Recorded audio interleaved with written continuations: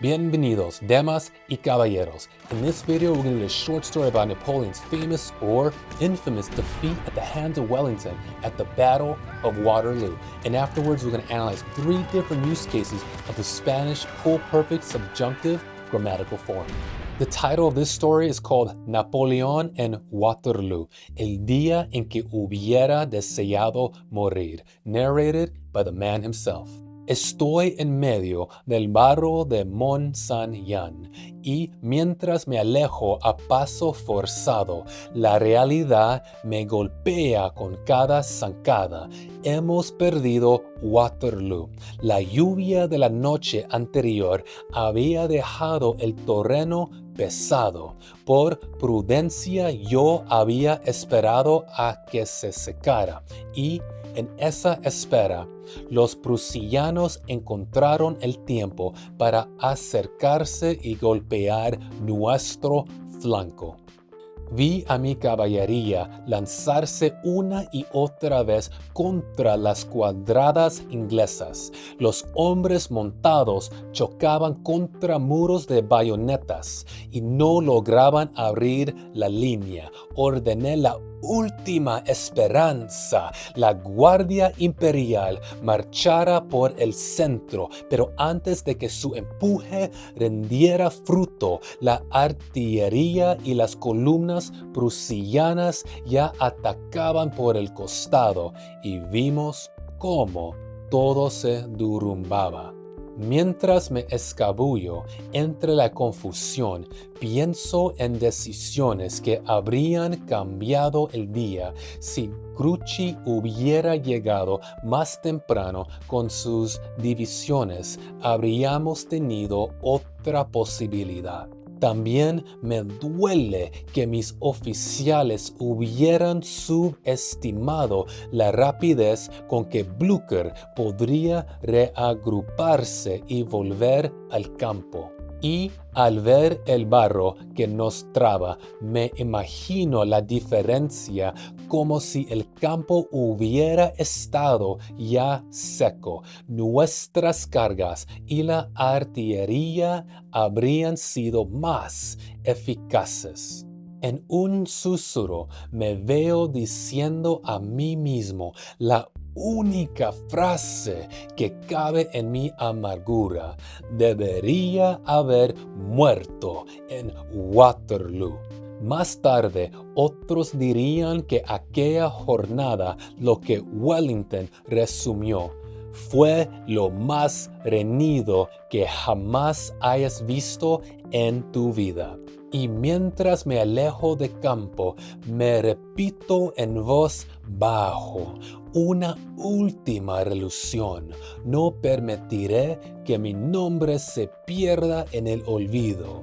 La historia me reclamará, aunque ahora deba huir. We just finished reading the story of Napoleon's famous defeat at the hands of Wellington at the Battle of Waterloo, and listening to Napoleon lament the series of bad decisions that ultimately led to his defeat. All right, so for hubiera llegado, the first example, it appears in this section here. Si Grouchy hubiera llegado más temprano con sus divisiones, habríamos tenido otra posibilidad. The fact that the word possibility is mentioned here is already a flag. But let's be more precise about our analysis here. So let's take a look at my notes here. Past tense counterfactual, right? If only Grouchy had arrived earlier, then something else could have been different. Had Grouchy arrived earlier, then we could have had other possibilities. Now, the first thing you need to know about the Pulperfect Subjunctive is we're talking about not just the past tense, but the past tense. So you have the present tense here, you have the past tense here, right? So the battle at Waterloo, and then Napoleon saying, well, before the Battle of Waterloo started, or before the defeat occurred, in the past tense, had Grouchy arrived earlier, then these events could have been different, right? Let's look at the formula here. The formula is si, if it were the case, si hubiera, and the past participio, which is in Spanish. This formula right here is the subjunctive analog of the indicative pluscuamperfecto, right?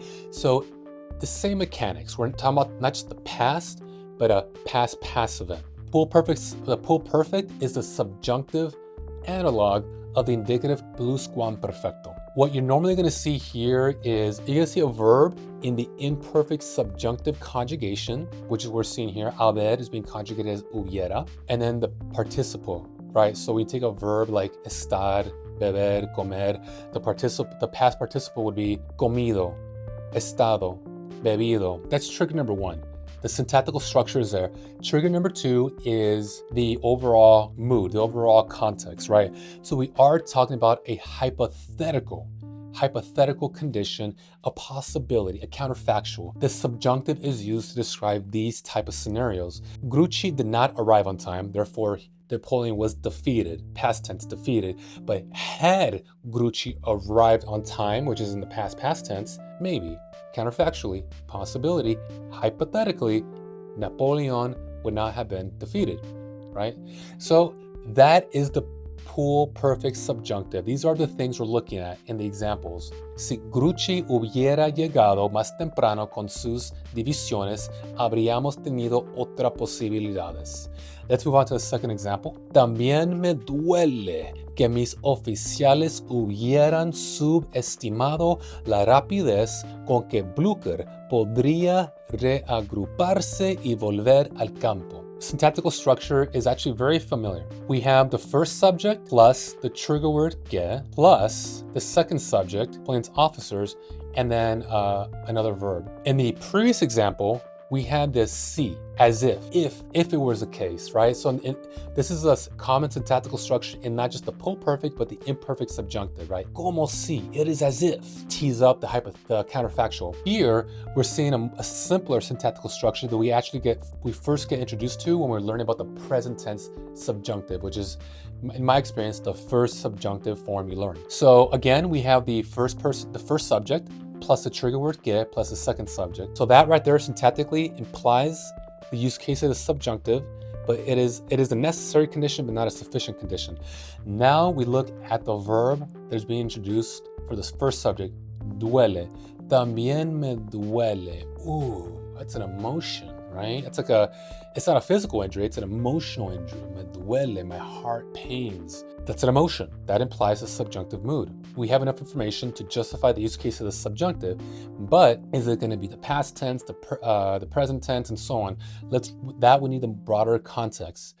También me duele que mis oficiales hubieran subestimado la rapidez con que Blücher podría reagruparse y volver al campo. We know this is the pulperfect subjunctive because of the overall context of the story.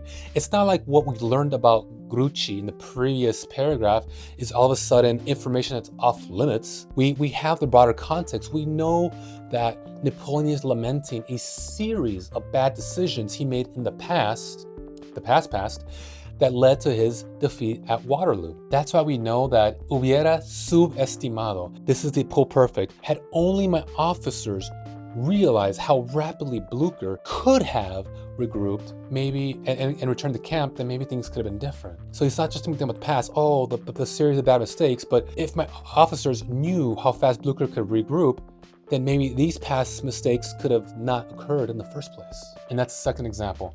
Let's move on to the third, which is the next sentence right here. Y al ver el barro que nos atrapa, me imagino la diferencia, como si, trigger phrase, como si el campo hubiera estado ya seco, nuestras cargas y la artillería habría sido más eficaces. So the syntactical structure is, so we have first subject, verb, como si, trigger phrase for either the imperfect or something else. This triggers the acknowledgement of a counterfactual. We have the contextual information, right? Had it been the case that the ground was dry, past tense, then the battle could have turned out differently, past tense, right? All right, damas y caballeros, that's it. That's the story. That's the tale of Napoleon lamenting the series of bad decisions he made that led to his disastrous defeat at the hands of Wellington at the Battle of Waterloo. If you like what we're doing here, if you find this valuable, do me a favor, let me know about it. You can like, you can subscribe, you can leave a comment. Most importantly, leave a comment and subscribe. If you hate what we're doing here, I also want to hear about it. Thumbs down, beef with me in the comment section, love or hate. I want to hear about it because it is engagement that helps this channel grow. Until next time, ciao, ciao.